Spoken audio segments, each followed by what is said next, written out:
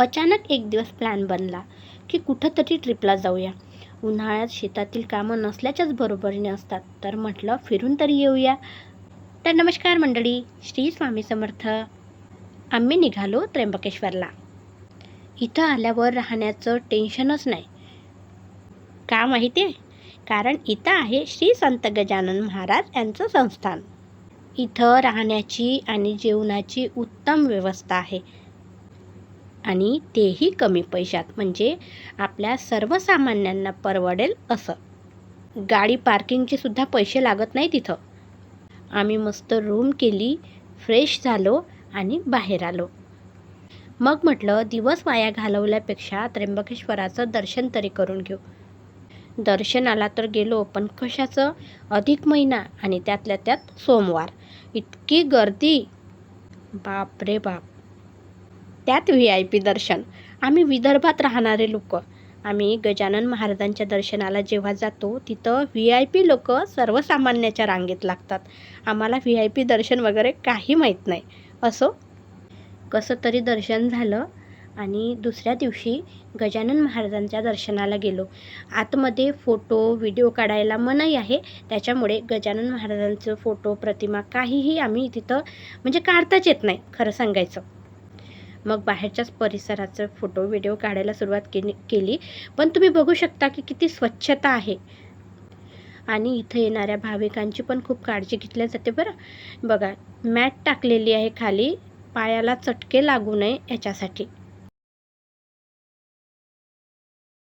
मला तरी वाटते की विदर्भातली पंढरी म्हणजेच आमचं शेगाव, इथल्यासारखी व्यवस्था कुठंच नाही. असो, फोटो सोडून व्हिडिओ सुरू झाला तर त्यानं बनवायला अरे व्हिडिओ चालू झाला आहे. व्हिडिओ चालू झालेला आहे गाईस. आम्ही आता दर्शन वगैरे केलाय बिना आंघोळीचं.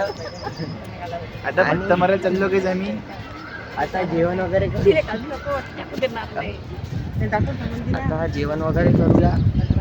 जेवण झाल्यानंतर लगेच ब्रह्मगिरी फिरूया. तिकडून आल्यावर आंघोळ वगैरे. आंघोळ झाल्यावर मस्त निवांत झोप. तुम्ही बघू शकता हा चेहरा बघा, हा बिना आंघोळीचा चेहरा आहे. स्पॉट करा हा चेहरा. आई चेहरा बिना आंघोळीचाच आहे. हा चेहरा आंघोळ केली, मी तोंड धुतलं होतं. हे बघा, हे लहान मुलगी अपराधी आहे, हे नाही आंघोळ नाही केली. नाश्ता करायसाठी कॅन्टीनमध्ये आलो तर मावशी छान फुलाचा ओम बनवत होत्या. मी त्यांना म्हटलं, मावशी व्हिडिओ काढू का? तर म्हणे व्हिडिओ काढा, पण आमचा चेहरा त्याच्यामध्ये येऊ देऊ नका. तरी पण थोडासा आला. प्रत्येकाला आपापले कामं वाटून दिलेले आहेत, आणि बघा किती छान असे फुलाची सजावट मावशींनी इथं केलेली आहे.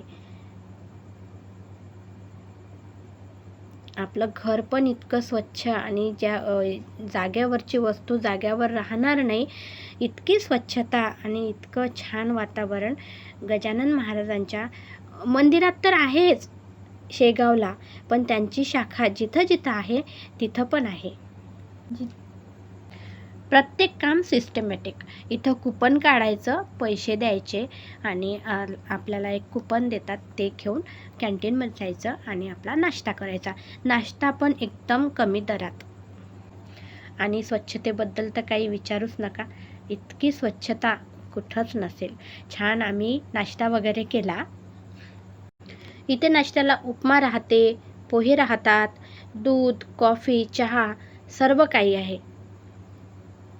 आमचे 2 दिवस तर त्र्यंबकेश्वरचे खूप चांगले गेले, आणि उद्या कुठं जाणार आहोत ते पुढच्या ब्लॉगमध्ये तुम्हाला सांगणार आहे. तर आजचा ब्लॉग कसा वाटला ते नक्की सांगा. आणि हो, नवीन असाल तर चॅनलला सबस्क्राईब करायला विसरू नका. श्री स्वामी समर्थ.